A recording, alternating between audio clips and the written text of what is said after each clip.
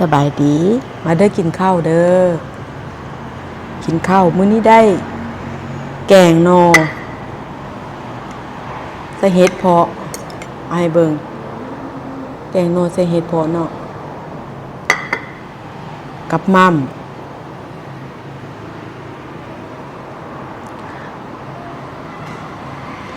กับผักหลายๆมื้อนี้กินข้าวเหนียวใบแก้วก่อน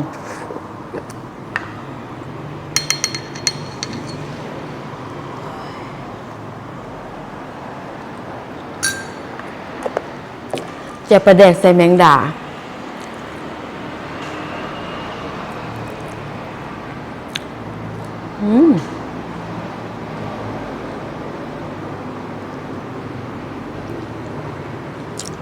มั่ม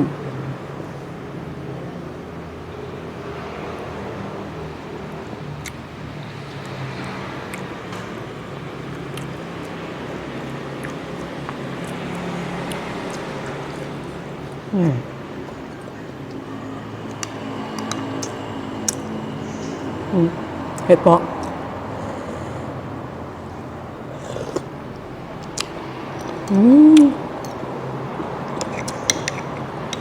เมื่อวานก็กินแกงนอไม่เลือกกินแกงนอ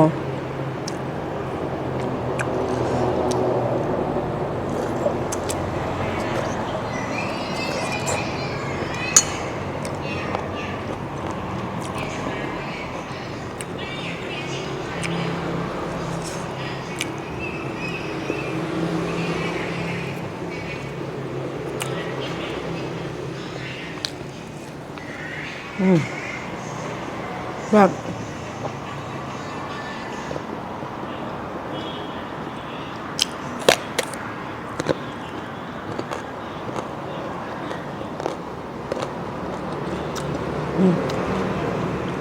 อังเขาใหญ่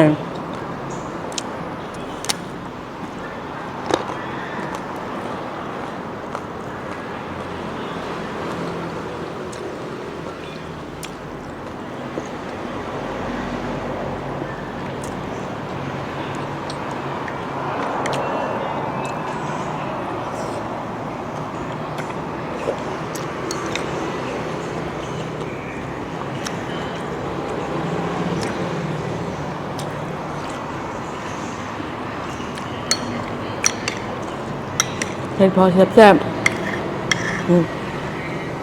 เห็ดเพาะ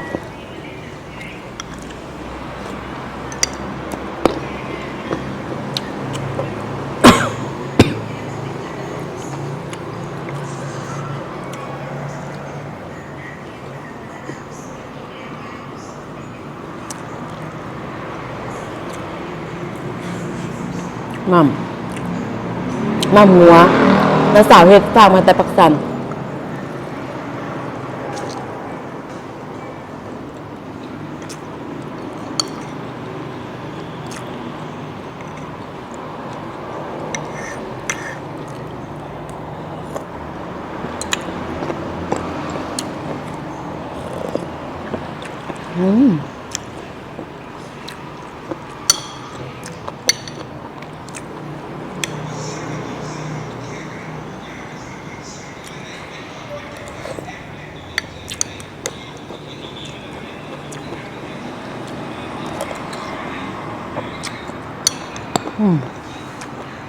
กรุบ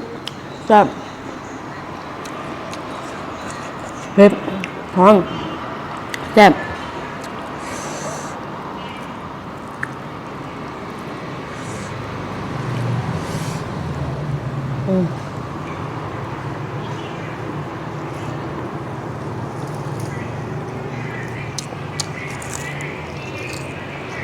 ผักเงา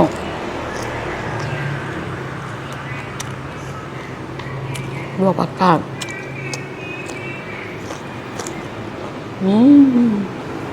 กลิ่นเบอร์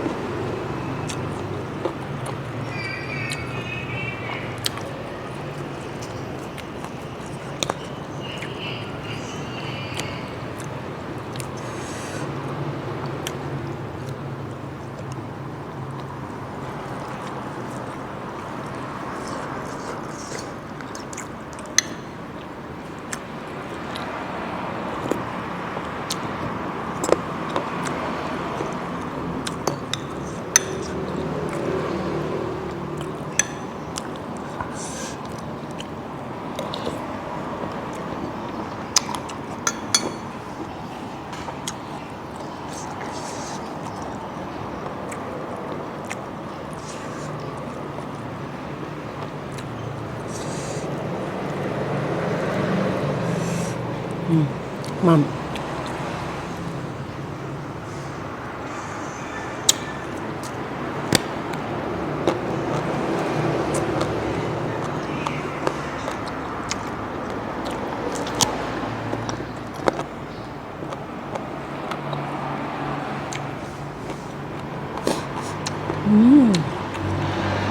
เผ็ดฮ้อนแซ่บ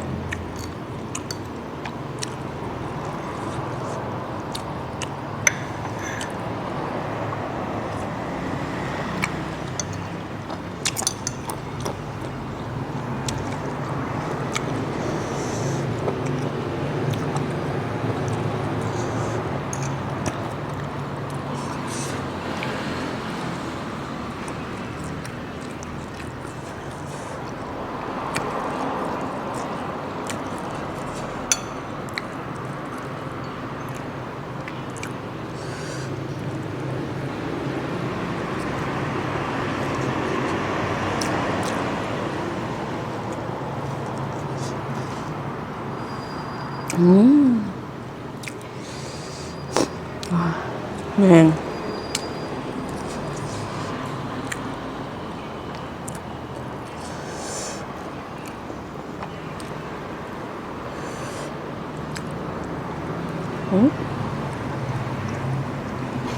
ผักงอก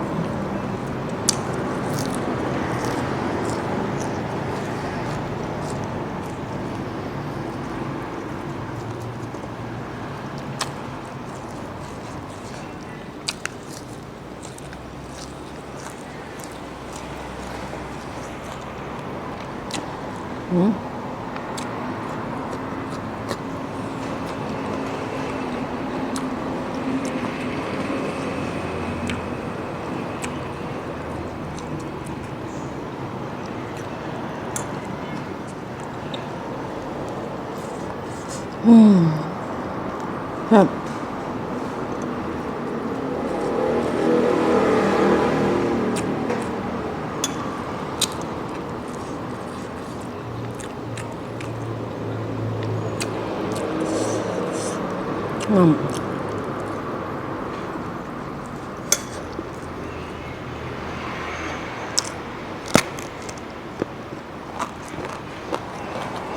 มุกคือหวานๆเนาะ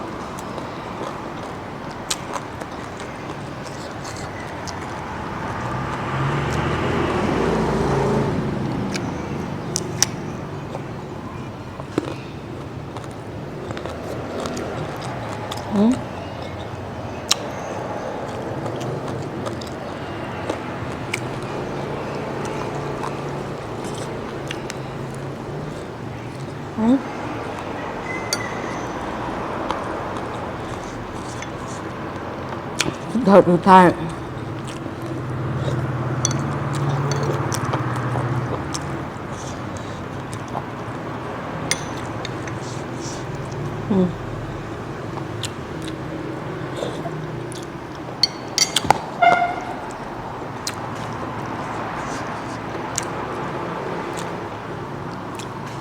แซ่บหลายมือนี่เอาขอลาไปแต่เพียงเท่านี้เนาะสบายดีกดไลค์กดติดตามกด Subscribe ให้เด้อ